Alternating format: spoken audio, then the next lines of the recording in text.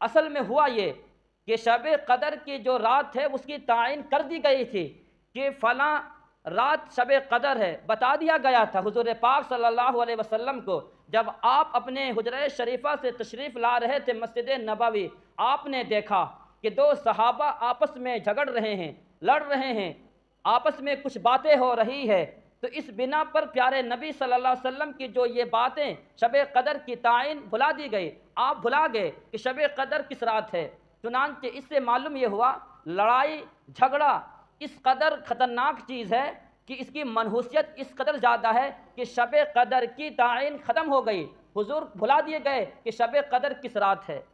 اور یہ لڑائی اور جھگڑا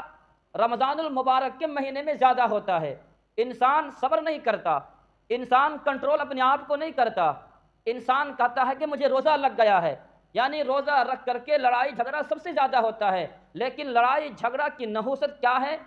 کہ شب قدر کی تعین بھلا دی گئی، اور اس کے اندر حکمت بھی یہ ہے، بھلانے کی وجہ بھی یہ ہے۔ اگر متعین طور پر یہ معلوم ہو جاتا کہ شب قدر 27 کو ہے یا شب قدر 22 کو ہے یا 21 کو ہے، اگر متعین کر کے بتا دیا جاتا، پھر یہ امت ایک رات عبادت کرتی اور تمام راتوں کو جو غفلت کے شکار ہو جاتی۔ اسی لیے رات کی متعینہ جو ہے تاریخ مٹا دی گئی، بھلا دی گئی ہے، تاکہ انسان